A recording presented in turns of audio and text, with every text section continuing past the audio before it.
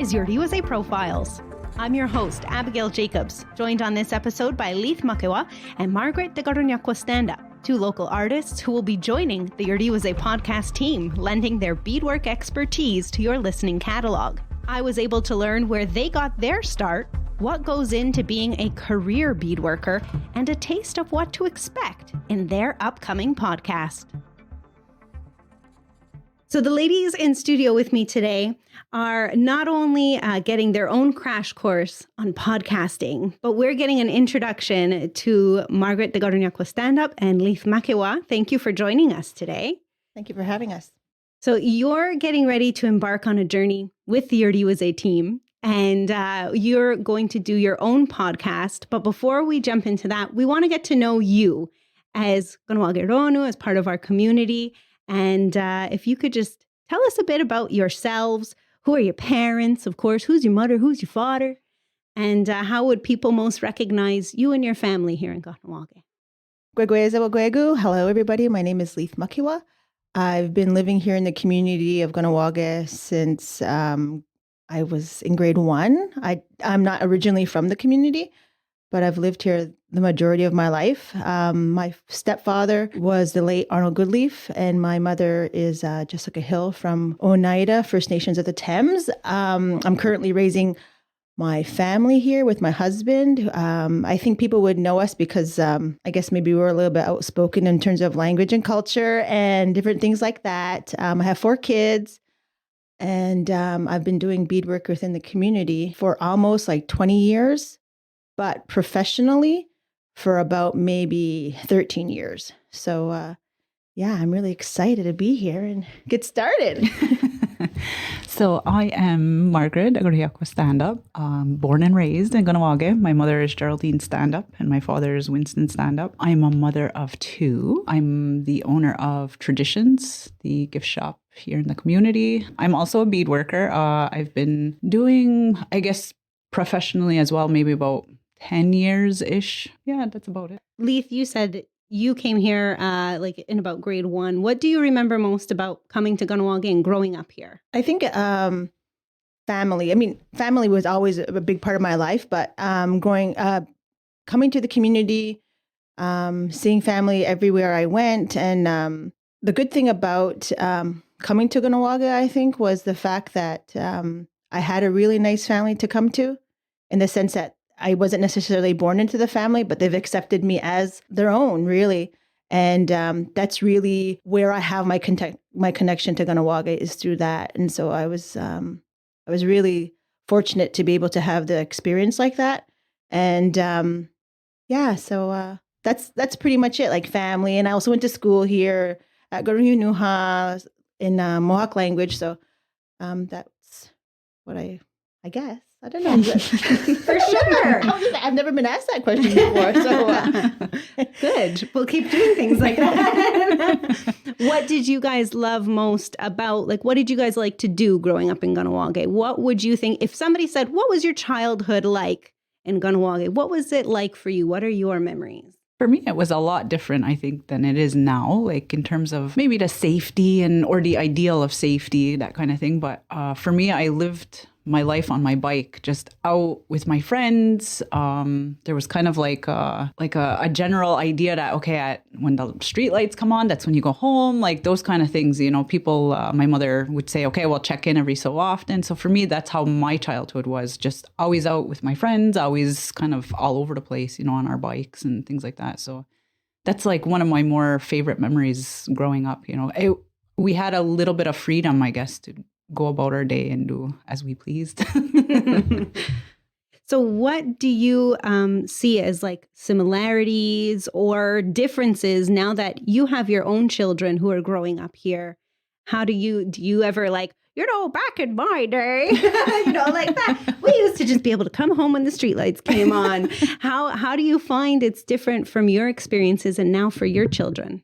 I think the main difference for my family is that my children are Mohawk speakers, and I didn't grow up that way. I did go to Mohawk immersion, but I'm not a speaker. I'm not a first language speaker. So that was a big thing. And I think in terms of looking and seeing how different it is. It's seeing how how they're a minority in the sense. They're all fortunate, with the exception of one, unfortunately, who had friends or have friends who are language speakers as well.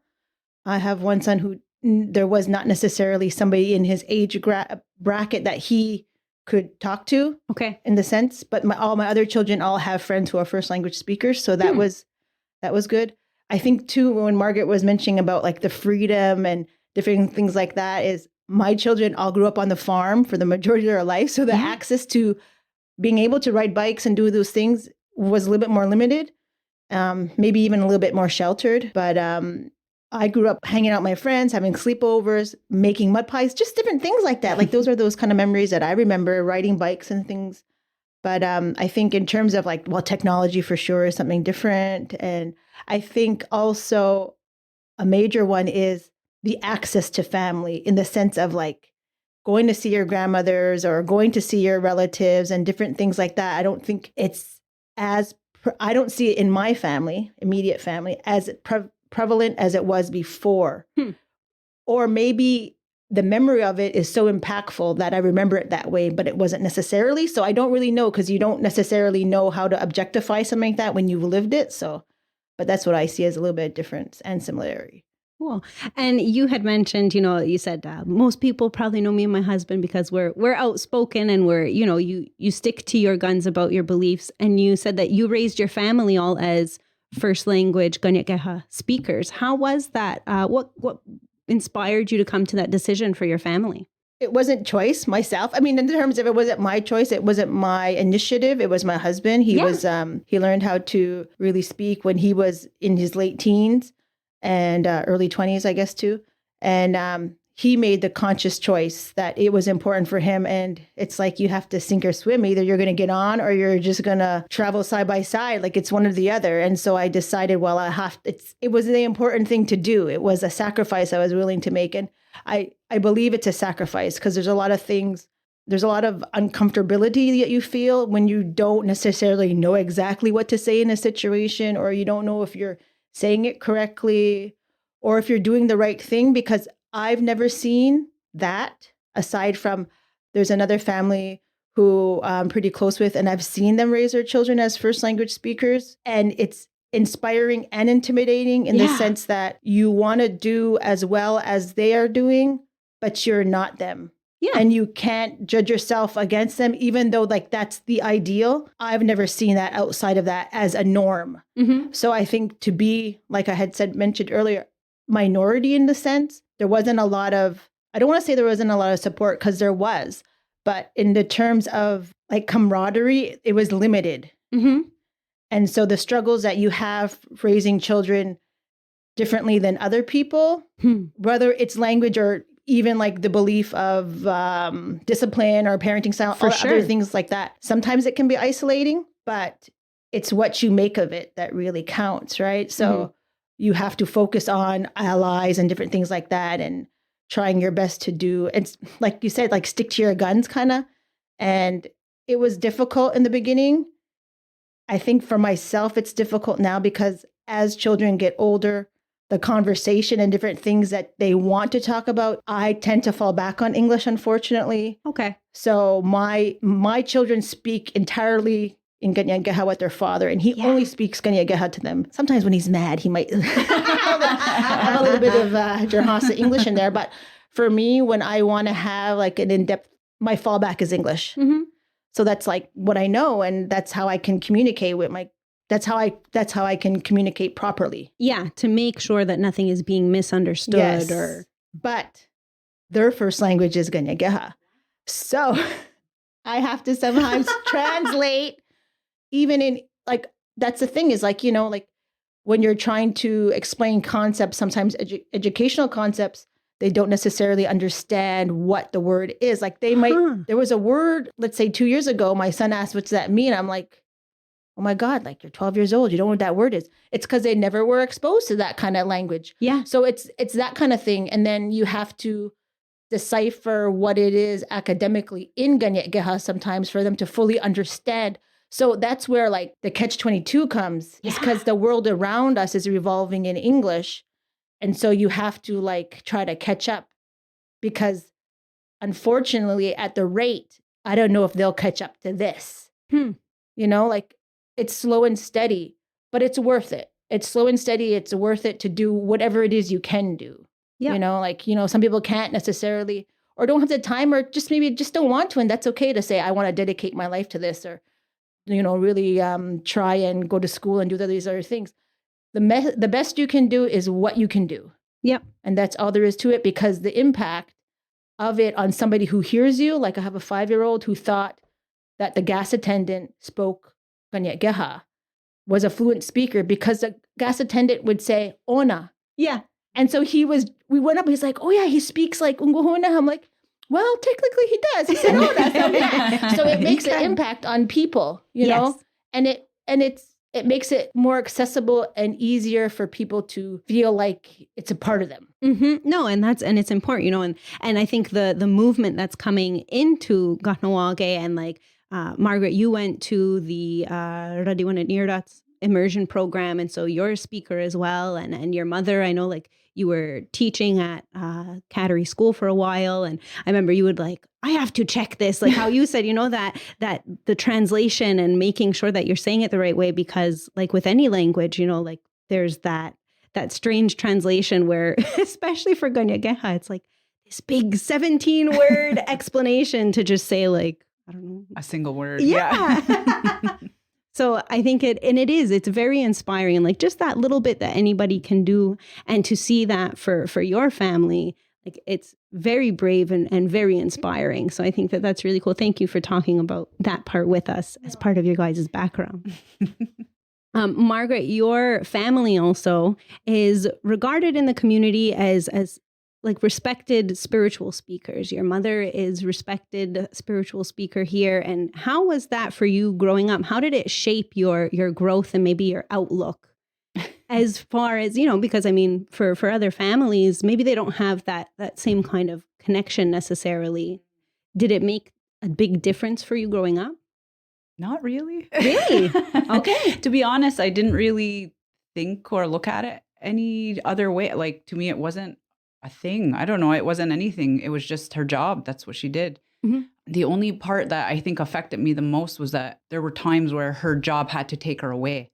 So it was like her work and, you know, things like that. So, but other than that, it's only now getting older, you know, like traveling, going places. And if I introduce myself with my last name, everyone's like, do you know Geraldine Standup? So I'm like, yes, I do. It's my mother. So then they want the whole story. They want the, you know, and it's funny because people will put people on pedestals sometimes where she's, you know, they know her as she's a spiritual healer, she's a supporter, you know, things like that. But to me, that's my mother. Yeah. You know, that's the same lady that told me to come home at a certain time and she who disciplined me. And So it's different for me. It's a whole different view from my point, you know. Yeah. I know her personally. I've lived with her, you know. So it's funny. It's just weird sometimes listening and talking with people about, you know, their perspective. But it's also nice. It's nice to hear people's stories, you know, and how she's helped and what she's done for different people. So that's the nice part too. Cool.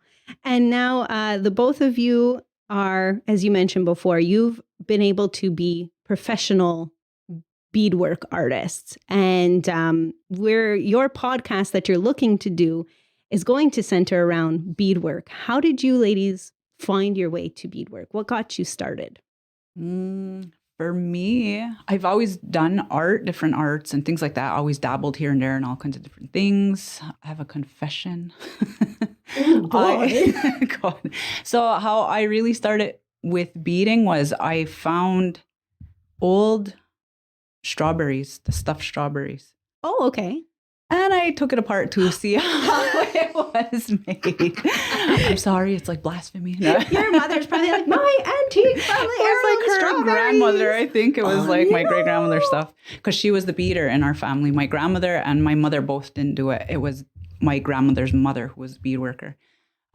So there was always like little things here and there. So, I just kind of took a liking. It was all in those, you know, the cookie tins hanging around the house and whatever. So I found a strawberry and I found it really interesting how it was put together. So for me, the way I work is I need to see how things are done, how they're made, for me to understand how to redo it. So yeah, I took it apart. And then I just started playing around with stuff like that, like whatever beads were hanging around, and they were all older. Then finally I started buying my own and just dabbling there, like here and there. That was where the interest started. So I started doing it for some time, just on my own. And then Merit Cross was doing classes. So I jumped into those too. And that's where I started learning how to really make like moccasins and clothing. And well, not clothing, but like wearable items, that kind of thing. Yeah. My first pair of moccasins I ever made, I was about 18. And unfortunately, I don't even remember what they looked like. They were probably hideous, but I was proud, man. I wore them, but I left them. We went to a sing in Allegheny. And I left them in the hotel room, and I've never seen them again. So I was so upset. That was the last time I ever seen them. But I would have loved to see what they look like now. Yeah. But yeah, that's kind of my start with all of it. Yeah. Unlike Margaret, none of my family members were beadwork artists. My father's family are Hopi potters, and my mother's mother was excellent at doing almost everything with her hands.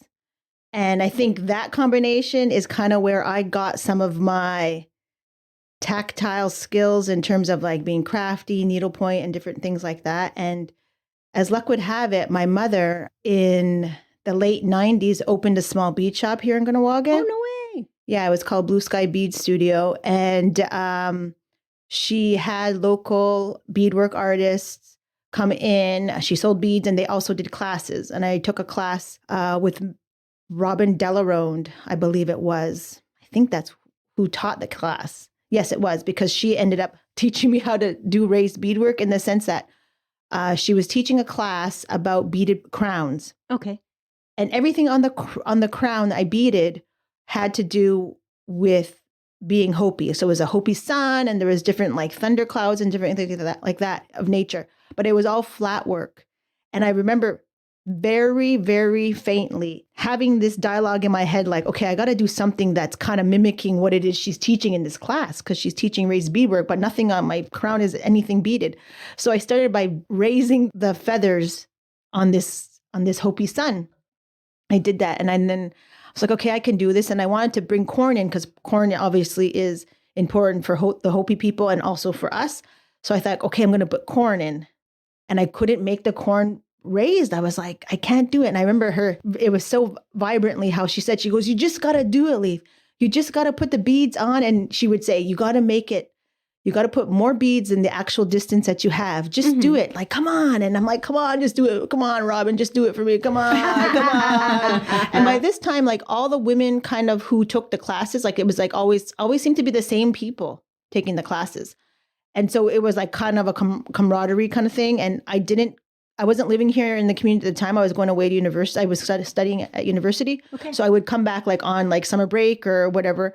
And so this is when that class was. And I just remember her like, come on, you can do it. And then I did. I mean, you can tell which one she did and which one I did, but I did it. I never finished. I have the actual crown at my office in my studio. And yeah, so I never did it. I never finished it. And because it just, I don't know, I just never finished. Yeah. I guess eventually I will. So that was my first exposure to like real raised beadwork, like a class. And then I was like away at school, and I came back again. And then I learned how to do a picture frame. And those same ladies who would gather and take classes after the classes would end still wanted to participate and do beadwork. So a bead group developed. Yeah. That still is beading today. We're not necessarily beading in the frequency as we did before. Like before we would do like weekly. I would say when my oldest son was born about 19 years ago, that's when we were in full-fledged, like every week we would come together and stuff like that. But now because times are different, people have different jobs and different things like that we don't get together as much, obviously during the pandemic too. Like that's one of the things, but we would all get together and bead. And that's where the majority of my learning came from for raised beadwork, is from these ladies. Now, of course, I was not at any like professional level like they are, or even how I am now, like, you know, and I consider like the late Gail Albany Montour one of the highest mentor I've ever like encountered in the sense that her meticulousness and her attention to detail and different things like that really inspired me to do my best. And I was lucky to have her to teach me some tricks and different things like that. And I'll be forever grateful to her for that. But just those ladies, like every lady who's part of that group has added to my repertoire of style. That's amazing. And I love that you guys still get to connect and come back together with those people that you first learned with. Like that is a connection that made such an impact and still lives. Yeah. And that's beautiful. Yeah. It's like a beadwork family, you know what I mean? And then there's like Margaret, and there's different other people who come in and like they add to your beadwork family. And it's, and then there's another group of women that I would get together with, and we beaded too. And there's just like all this the fun stories and different things like that. And I started my beadwork journey by making gifts and different things like that. And then as I got better and better, I started selling things and then going to shows and different things like that. So now, like you said, then you start getting into your professional career with it, where you're getting recognized for things. You know, people start seeing your work and how like you said, meticulous and beautiful and all these things. And you've both had work submitted to different like exhibits and competitions. How was it getting yourself through that process, like reaching that point and doing your applications and the reviews? What was that like? God, it's scary sometimes. I think like you said, it's scary. It's the application process itself, like saying, okay, am I going to be able to do this? Because it's not, oh yeah, I'm just going to throw some things together and just go and whatever. Well, if you're going to a competition that's far away, one, you have to consider like how much it's going to cost to go, to stay there, to fly there, to drive there, do whatever it is you got to do. What are the kinds of competitions? Like I've heard like the Santa Fe market, right? Like I've never been yet. Eventually I will get there, but pre-pandemic, I was applying and everything until I realized I needed an American Social Security number, which I didn't have. Oh. And by the time, of course, I dragged my feet on the whole application, I wouldn't have had enough time to submit it and whatever. So that's something that I have to do. So for me, I've never been yet. It is a goal I would like to try to, but it is scary. It's the idea of, even as an established beader, an artist or whatever, there's always doubts. So, and especially at something that's a little bit more prestigious, where now you're competing against a lot of different Ngwemwe people who are going there across all over the place, like North America. So for sure, you want to have your stuff prepared. You want to make sure that what you are showing, you're comfortable with, that you feel this is like some of my top work, you know, just the whole idea of what you're designing, you know, is plays into everything. So yeah, it's not something you just grab like, oh yeah, I have this like sitting on the shelf, let me throw this in. Like you have, for me, it's something that I prep, you know, I would have to design and sit and think about for quite some time before just throwing it on in there, you know? So yeah, it can be a little scary for me anyways. I think one thing that I didn't realize when I first applied, well, I never thought I would get in, because like you have to apply to get in, and then you get in and then you're like there and whatever. One of the things that I never thought about was actually how I would articulate what it is I was doing or what my inspiration was. Because people want to know, like people are like, oh my God, that's everyone like, you know, I mean, I'm not trying to be pretentious saying people are like, oh my God, your stuff is so good. But that's what people say. Because like when they see something they like, that's what they say. But it's all relative, right? To who's looking at it. So they'd be like, oh, and then they want to know your whole story. And you're like, oh my goodness, like, how am I going to be able to? So it's the schmoozing part of it. It's like, it's the sell of I mean, yes, I want to make things that are beautiful, but I also want to make money. Like I want to sell. That's like what I said. I said, you have to take into account how much it costs to go and all these different things. And I want to make money there. That's one of my intentions. And so when I make a big piece, because I always try to make one big thing. Okay. The intention is that I want to make it good so I can sell it. Yeah. Because what I normally do is I normally do custom work. So it's always for somebody. But when you're going to a show, it's a different feeling because it's not for somebody. It's for who knows and whatever. So I find it very hard to attach real feeling to it, because normally I'm making things for like, oh, Abigail wants this. Okay, Abigail's like this, and this is her whatever, and her vibe, and I want to reflect that. When you're making something that's so abstract, nothing to do with anybody, any soul, it has to be accessible. It has to be, And you don't want to, like you said, you don't want to like limit it to a certain kind of color because some people might not like that kind of. So different things like that. But I think it's a fine line. And like Margaret said, you don't just take things off the shelf. But sometimes those things off the shelf might sell and be great. But you have to have things to sell. You know, like you don't want to go there with one thing and like it doesn't sell. And you're like, oh man, I just spent $4,000 coming here and I have nothing to show for it. But it's also the networking, like you get to meet different people and different things like that. And I've been lucky to have success at markets. And I think the main thing I realized is that it's not the be all end all, you know, and I do enjoy beading for that purpose, but I strive and I get my momentum from beading things for people as gifts or as just, I think that you're great. Here you go. And people are like, oh my God, like, why are you doing that? Because I like that. Like, you know, it makes me feel good. I feel I do my best work that way. Yeah. And And I'm the complete opposite. And really? It's not, that's so cool. And it's not money driven, unfortunately. Unfortunately, I don't get the payout like that, but that's not what I'm looking for. Like, you know, like, yeah, I enjoy more so your much creative fulfillment. It's more it's not even the creative fulfillment. It's just the acknowledging of that person who's doing so much thing. So that's what I really like. I do my best work that way. Cool. But now I'm have to, well, you know, the opposite. But I also have to pay the bills. So you have to give and take and different things like that. But I think people should realize that just because you go to shows, it doesn't mean that that's the only way that you can be successful. You know what I mean? Like, I don't believe, like, I'm glad I'm able to do that. Yeah. It's also a very, very competitive, I'm very competitive by nature and I feed off of that. It's not the best thing. It's not my best quality at all. But when you go into that situation, some people don't like to have that feeling. And so they don't do those kind of things.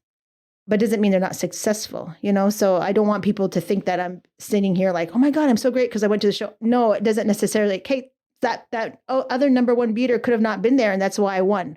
You know, so it's all relative to the situation. Yeah. And I like to tell people who are just starting off that there's a market for everything. There's a buyer for everything.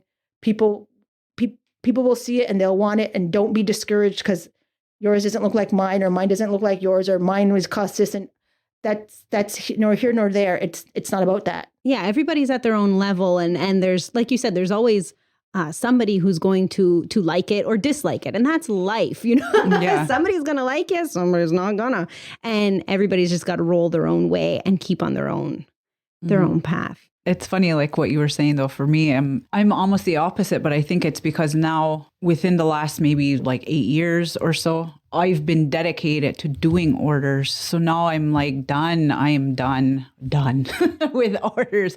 So for me, it's always giving my expression to everybody else, but then it doesn't leave enough time for my own. So for me, it's the opposite right now. So this June is my last orders where I'm no longer, I've already shut the door, but I do have things to fulfill for June. But then after that, I'm retired. I'm only doing things for me after that because I haven't had time to do anything. Like there's been all these competitions or showings. I have nothing. I have nothing to show because everything that I have that's being worked on is for somebody else. So right now I was like, I can't get back to it. And it kind of, after a while, I could feel like resentment almost like setting in where I was like, and just not wanting to do anything because I'm like, I just don't want to anymore, you know? So for me, I've noticed that once I start doing things again for me, that's where the creativity comes in. That's where I guess like to a certain extent, like I just do what I want to do. So whether people like it or not is totally fine with me. I don't care. I need to get this out of my system. So take it or leave it, basically, you know. So that's kind of where I'm at now with, I guess, my beadwork. I would like to get back to it eventually, Who but knows? The world keeps spinning and you never know where it's going to bring you around. yeah. So that's kind of where I sit right now with most of it. So I am looking forward to it. I'm like, I have a list. I have about maybe 7 things on the list that need to get finished. And I'm like, yes, this one's done. I'm getting closer to, because then I don't. Freedom. Yes, because then there's no guilt behind doing pieces for me anymore. Because every time I pick something else up, then I'm like, that little thing's like floating around like, well, you got other things to do, put that thing back down. So yeah. So that's really interesting to hear the two ends of the spectrum, because one of my questions for you was like, how does it feel to be able to make a living and be in demand? And where you're saying like, even though it's good because, you got to pay the bills, but it's also a little taxing. It is. It can be. It is definitely a learning curve, though. You have to know your limits, and I had to learn that, I guess, the hard way by taking too much on at some points. I think for me, it's just the duration of how long I've been taking orders and doing it that I just need a break now. But yeah, it's like I left a full-time job to pursue this. Like I up and left. I just literally woke up one day and said, I can't do this anymore, and quit my job. And then started, this is now my job, So yeah, it's become my outlet. It's become my source of sanity, I guess, But it does pay the bills. It is something that we've worked hard on. We've worked for a very long time to, I guess, hone our skills. But and it's something that you continue to learn, like I've made millions of moccasins, and here I am still changing my patterns, still learning how to do different things, like new techniques. The other day you were like, oh my God, look at my patterns. Yeah. So you learn different things like constantly, it's always evolving to it, and it's always changing. So there's always something new to learn, and still trying to keep your style and your, what makes your beadwork yours. And, so. And so now, like you brought up, you had left your full-time job and you went into this venture. You've been able to turn this work into an opportunity, not only for yourself, but like you have Leith who comes into your shop and you guys work together, and you have other local artisans and entrepreneurs at your shop, Traditions. How does it feel to be able to incorporate your fellow comrades into this success? It's really nice. Honestly, it didn't completely start out that way. Like the idea was, first and foremost, I need to pay my bills. That's really how it started. I always wanted to do something with my art to go further and things like that. I had the idea of like selling art and selling different things. I do have artist friends. I have other beadwork friends. I have, other friends who do have their own businesses, but maybe based out of their homes and things like that.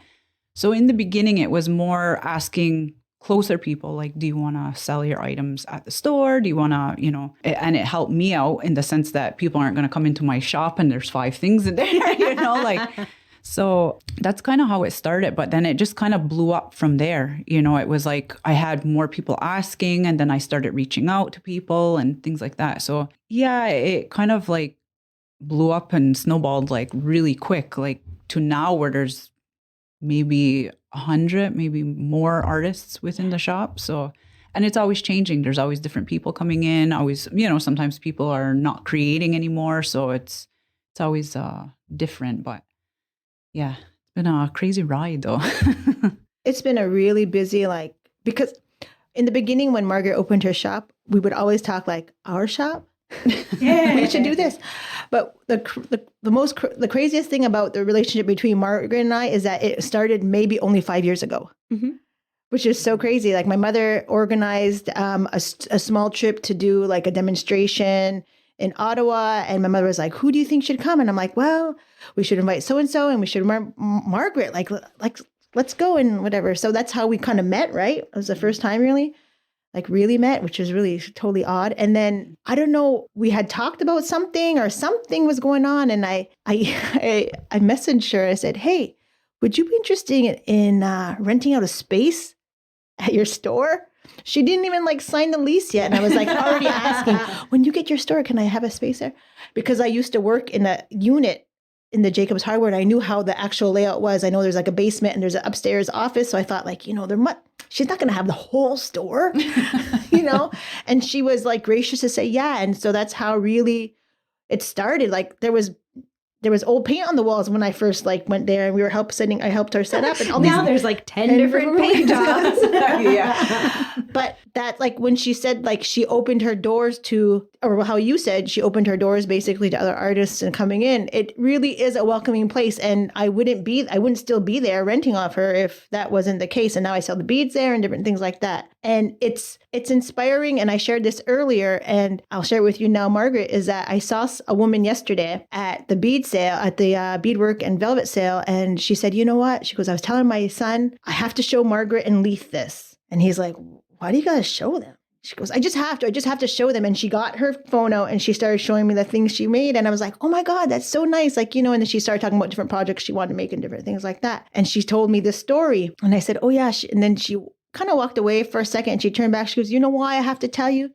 She goes, because you and Margaret inspire me. No. And I think that and because she comes in the store often and we're there, that's what happens, is that we often, and Margaret probably has more conversation with the customers because she's on the floor, but I'm not very often on the floor. I'm upstairs just doing my own thing, is that we have conversations, in-depth personal conversations with people that are just inspiring to us, that help people out, like just listening ear, different things like that. And we had this conversation with a customer who came in last week, is that it's such a good vibe.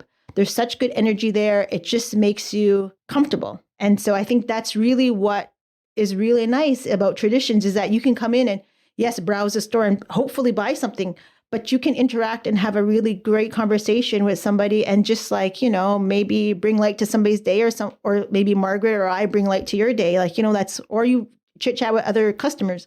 So I think that's one of the things that I really enjoy. And like I said, I'm not often in the store, but because it's not my store. Just for the record, Traditions is not Leith Mahkewa's store. People often think that I sell my beads there, but it's really Margaret's stand-up store.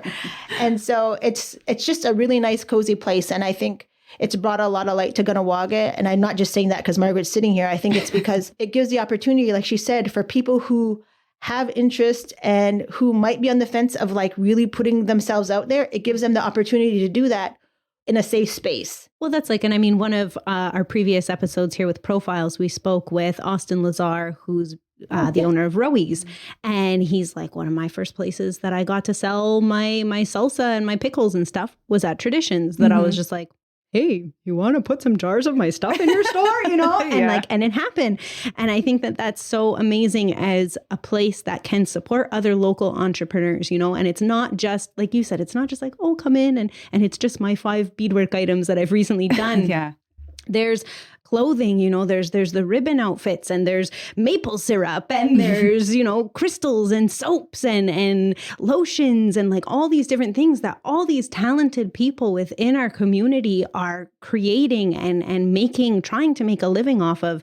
And you can find them in this one hub that, like you said, Leith, has this good energy. So it's a success. Yes. Congratulations. Thank you. On your store, because it worked. Yeah. Yeah. It was pretty crazy though, like in the beginning, because I remember like trying to open up the doors and I was like, oh my God, what are we doing? I remember, one of my biggest helpers and support when I was opening was Arlie Goodleaf and Trisha, because they had just gone through the process with Crystal Connections. And I remember sitting in Trisha's kitchen with her and her mother, and we were sitting there, and I was like, Arlie, you know what? I almost called you the other day. I said, because I was like ready to quit. And she's like, why? What was going on?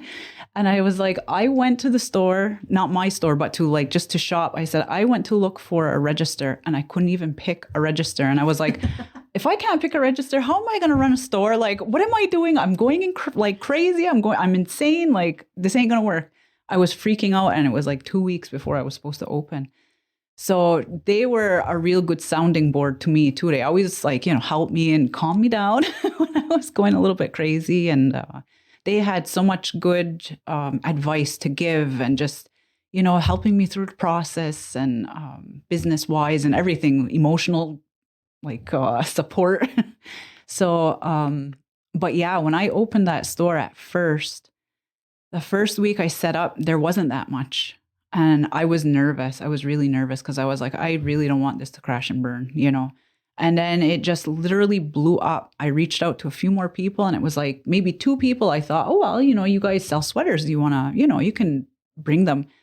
Little did I know they had so much. And then more and more people brought more and more pieces. So then it really helped and filled up the space and things like that. And yeah, so then that's how it kind of went from there. But yeah, it was the beginning of it all was pretty crazy. Just the idea of when I left my job, I really just cut all ties and had absolutely no idea what I was going to be doing from then there, And I think it was like a few days after I had really decided not to continue teaching at Cattery that I was going through Facebook and I was scrolling. And I had seen Jacobs Hardware post that they were offering a unit. And I kind of passed it. I scrolled right through it and I was like, for a split second, I thought, could I open this shop? Like I had always wanted to. But this was a dream that I thought when I retire, when I'm in my 60s, I'll do something, That was my idea. But for future, not now. So I just continued scrolling. I was like, no, that's crazy. But then it came back up in my feed and I'm like, it's a sign. So I called and Cynthia and Emily, they were there and Emily brought me in and within 10 minutes, I decided I was opening a store. So I didn't even tell Greg. I didn't let him know. I went to my mother's and I was like, so I'm opening a store. And she was like, oh, okay. I'm like, what are you doing? So then I told everybody and everyone was supportive. I think they thought I was a little bit insane, but everyone got on board and everyone just helped out. And that's really how it all started. It was within like a 10-minute decision from seeing it on Facebook, calling, going that like within an hour. And then, then I decided that's what was going to happen. So, yeah. And then you got Leith, and then you have all these customers, and all these customers were always coming in, and you're doing classes, and you're doing and now it's kind of picking back up after with your Zoom stuff and doing your sales and making you have even when you do like your patterns, you do your drawings that people can follow themselves. Mm-hmm. And so now we've come to this point where you guys are like, we get questions all the time and you have all these great resources that you've beaded with, like how you said, Merit, and you learn from Robin Delaronde. And so now we're going to jump into what's next with how'd you get to a podcast idea? So I must have shared this story with you. Well, oftentimes Margaret and I have conversations, but I had shared this earlier with you, Abby, is that I went on a trip with a bunch of ladies, beadwork related trip, and myself and another beadworker who I will not mention, just because we had some pretty good conversations. But we were driving back on the 401 QEW, you know who you are if you're listening. And some of the ladies in the back were sleeping. It was like a long trip. And we just started talking and talking and talking and talking. And I said, oh my God, I was really into podcasts. I said, this would be an excellent podcast, whatever. And the content was just great. And then maybe 2 years ago, maybe I mentioned it to you or something like, Margaret, like we had these really good conversations, just her and I and other people like in a room. And often there's really good conversation at beadwork classes, beadwork groups. There's always great conversation. Little get-togethers, yeah. It's just like fun. And I think the majority of the time it's like ranting and raving. Yeah. But there's also some like really good wisdom in there from different people and different things and like tricks and tips and all that kind of stuff. And so sometimes we would joke if we're sitting around and we're like, oh my God, that'd be excellent podcast material.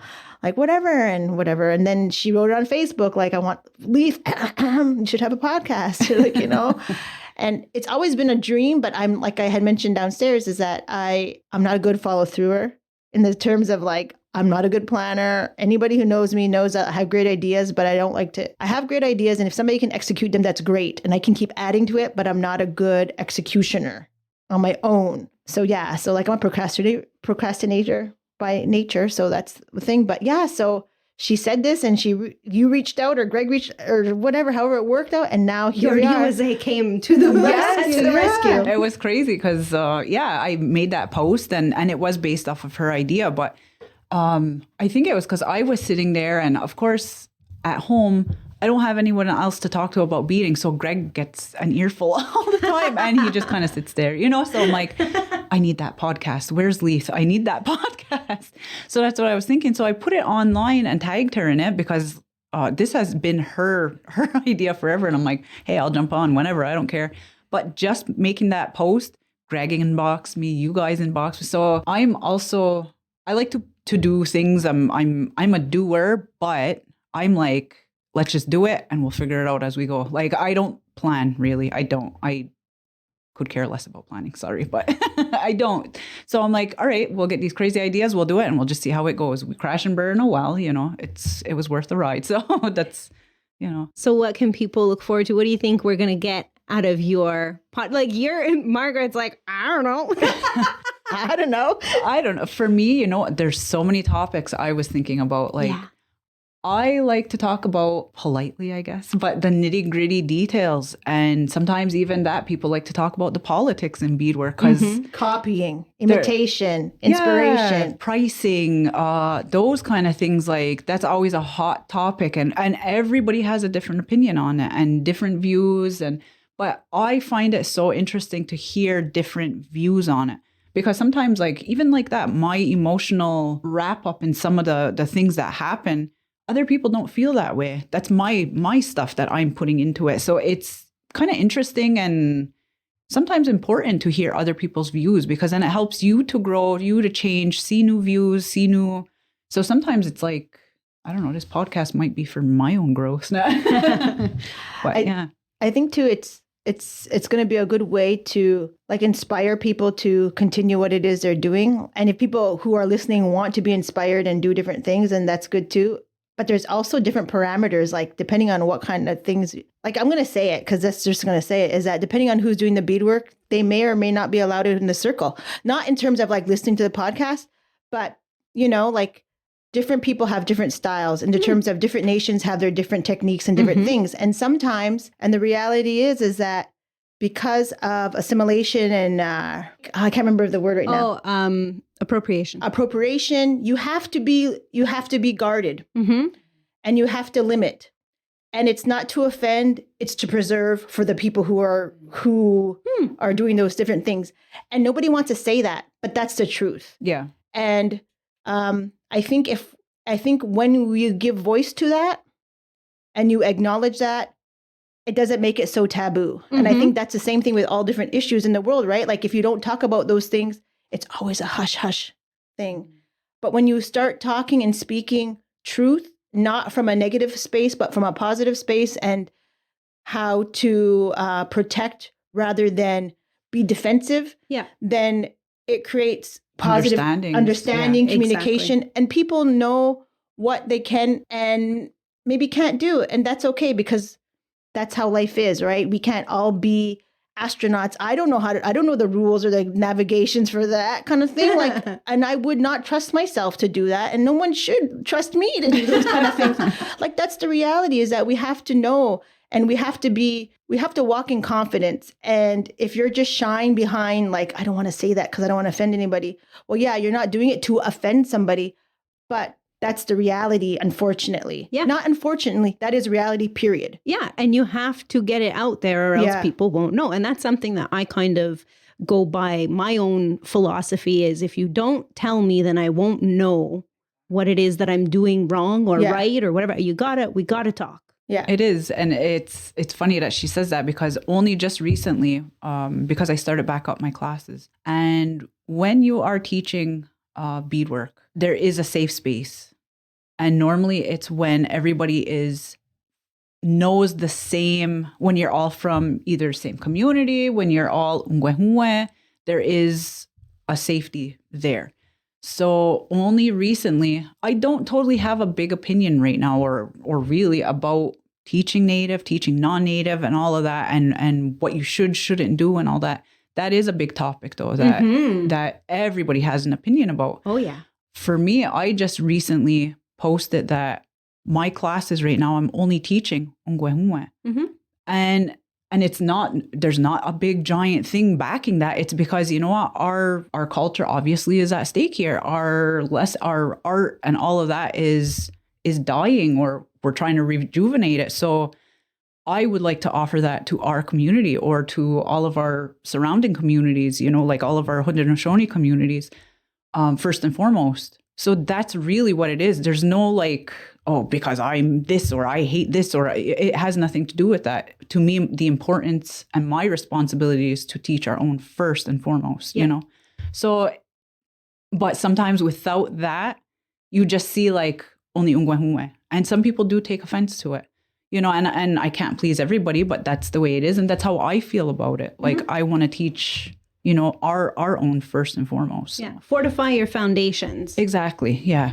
It's been amazing talking with you guys. Like, I feel like I could be here talking with you all day. We could go on and on. But that is why you ladies are going to have your own show, your own beadwork podcast right here on Iorì wase. So I'm really excited to hear all the crazy topics, whether they are controversial or just totally insightful. I'm really looking forward to this project with you guys. Well, yeah, for having us. And I hope Margaret will take on some of your writing skills there and your notes, because I am like a fly by the seat of my pants kind of gal too. So some of them will have. I'll send you guys some clips and notes and things. Yes, that'd be great. Thank you. We're looking forward to seeing what comes out of this next podcast project with you. Thank you for joining me today. Yeah, well. Thank you. Thanks for listening. I'm Abigail Jacobs with Iorì wase Profiles. Stay up to date with all Iorì wase podcasts, including The Lead, Front Page, The Cycle, and Profiles, by following the Iorì wase podcast channel on Apple, Spotify, and Google.